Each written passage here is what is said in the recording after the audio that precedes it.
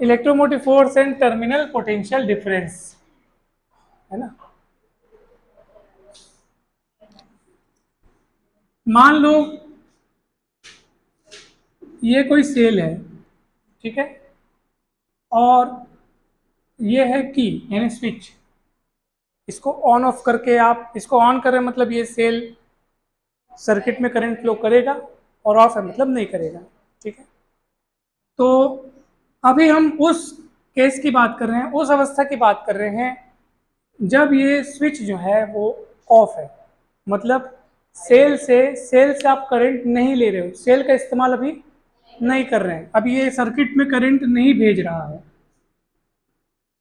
नहीं भेज रहा है, मिटा दिया चलिए, ठीक है। यहाँ रेजिस्टेंस जुड़ा है, ध्यान से समझते जाना आप लोग, मैं पूरी कोशिश करूंगा आप लोग को समझाने की। तो मैं उस समय की बात कर रहा हूँ जब आप सेल का इस्तेमाल नहीं कर रहे हो, यानी कि आप स्विच ऑफ रखे हो और सेल इस सर्किट में करंट फ्लो नहीं कर रहा है। उस समय सेल के जो दोनों इलेक्ट्रोड है, एनोड और कैथोड के बीच, ऑब्वियस सी बात है, ये प्लस या माइनस मतलब इसका पोटेंशियल ज़्यादा है और इसका पोटेंशियल, तो इनके बीच में जो पोटेंशियल डिफरेंस रहता है वो मैक्सिमम रहता है, सबसे ज़्यादा रहता है। किस समय?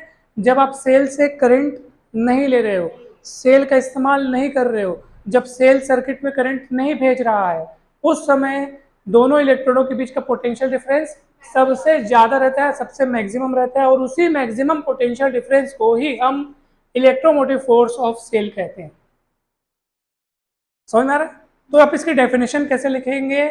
जब, पहले मैं हिंदी में बोलता हूँ फिर इंग्लिश में बोलूंगा।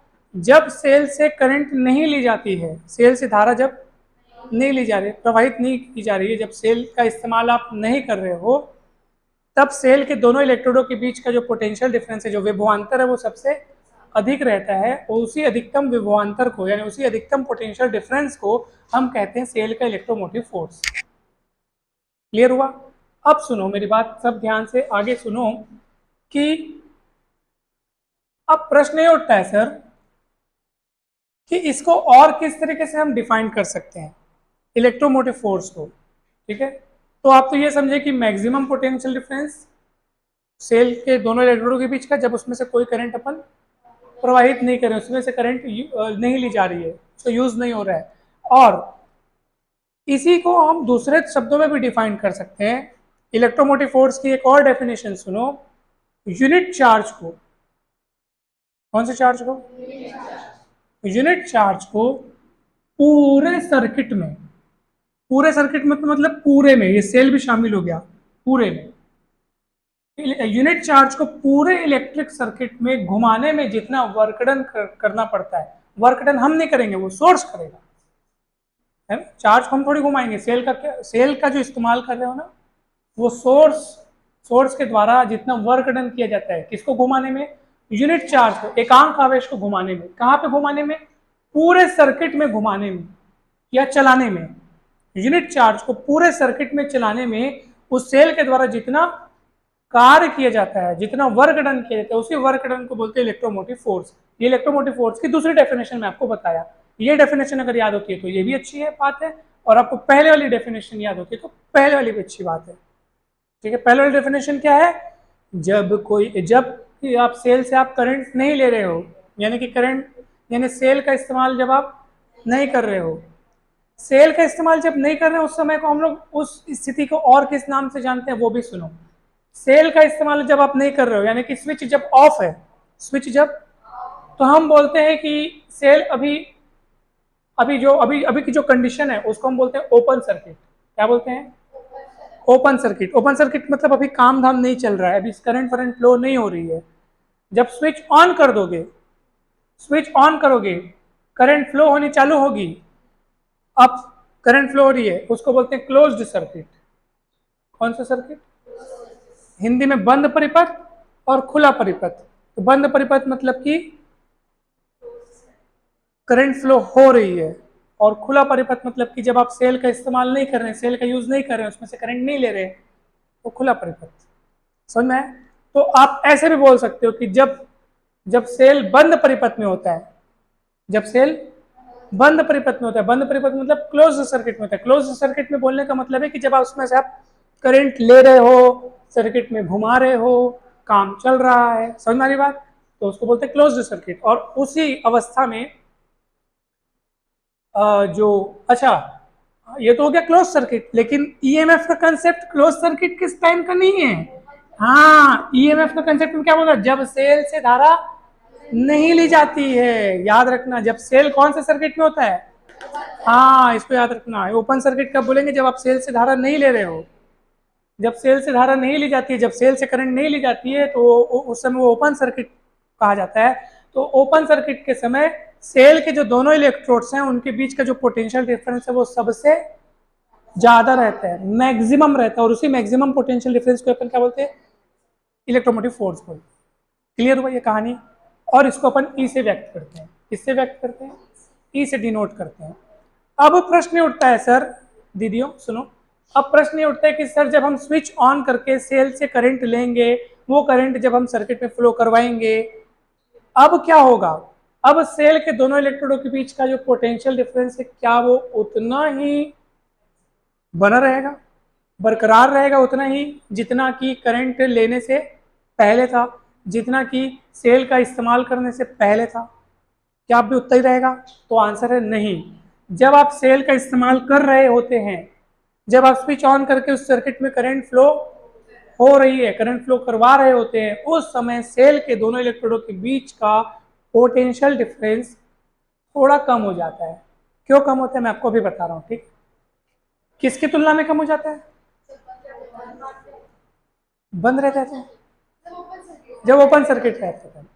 देखो शब्दों में कंफ्यूज मत होना, स्विच ऑफ है मतलब ओपन सर्किट है, समझ में आ रहा है। स्विच ऑन है, हाँ closed, switch on, on current flow हो रही है, और क्लोज्ड मतलब ये क्लोज्ड करंट को फ्लो होने के लिए ना क्लोज्ड सर्किट चाहिए। अब बोलोगे ये तार टूट, यहाँ कुछ नहीं है और करंट फ्लो कहाँ से होगी, यहाँ रास्ता टूट गया ना। तो करंट को फ्लो होने के लिए किसकी जरूरत पड़ती है, क्लोज्ड सर्किट की, बंद परिपथ की। रास्ता पैक होना चाहिए तब करंट फ्लो होगी, समझ मेरी बात। हाँ, तो अब प्रश्न उठता है सर कम क्यों हो जाता है, तो याद रखना उसके पीछे जिम्मेदार कौन है बताऊं, उस सेल का इंटरनल रेजिस्टेंस, जिसके बारे में भी हमने पढ़ा।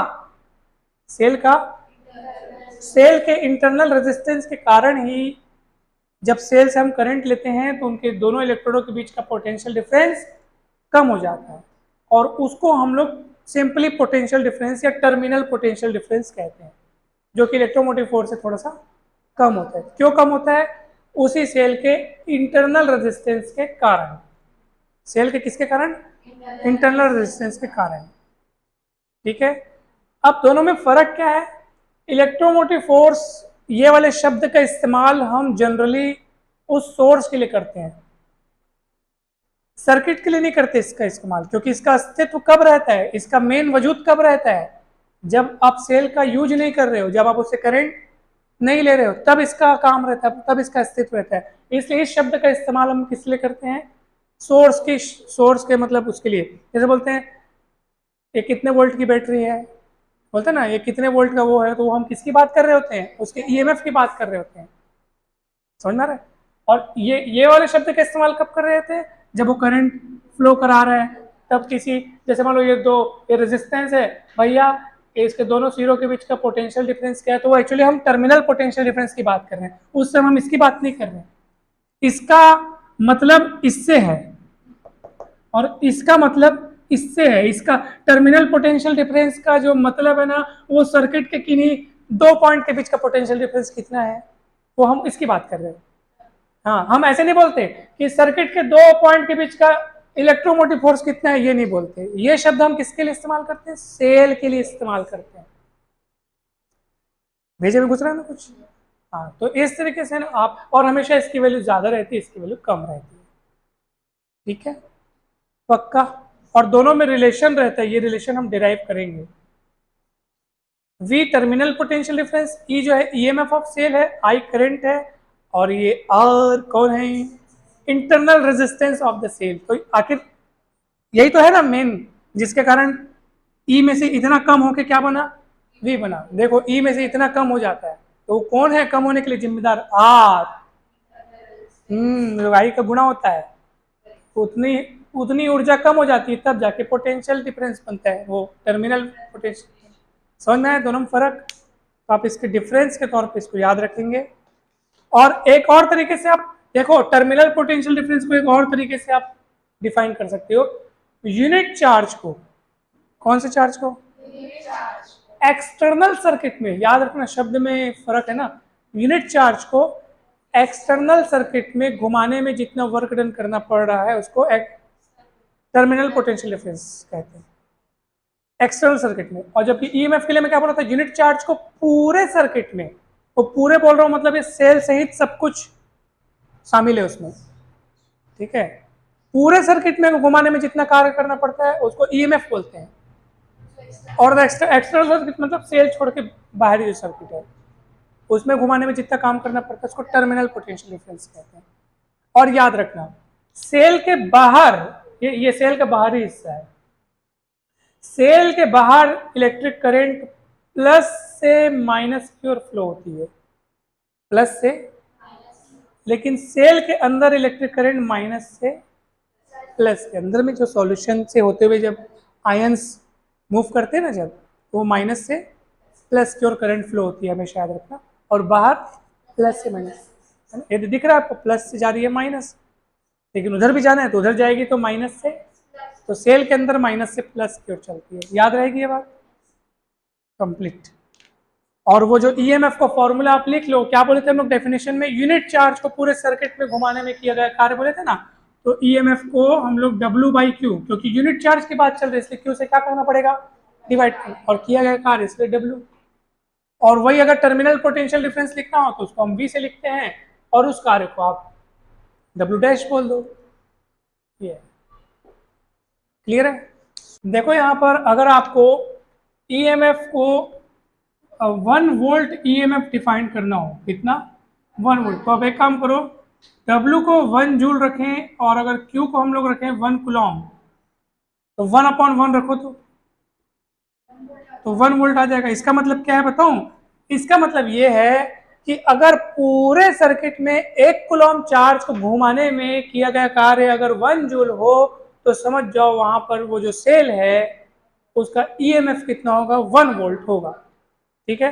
तो जो ईएमएफ है और जो टर्मिनल पोटेंशियल डिफरेंस है, दोनों का ही यूनिट जो है वो वोल्ट होता है, ठीक है। और अगर हम इसका डायमेंशनल फॉर्मूला जानना चाहें तो वो भी बहुत आसानी से जान सकते हैं। W का डायमेंशनल फॉर्मूला क्या होता है? mL2T-2। Q के लिए हम लोग लिखते हैं AT, है ना। तो कितना हो जाएगा? mL2T-3A-1। Is it clear to all of you? So this is dimensional formula of EMF and this is also यही dimensional formula किसका है? टर्मिनल पोटेंशियल डिफरेंस का भी है।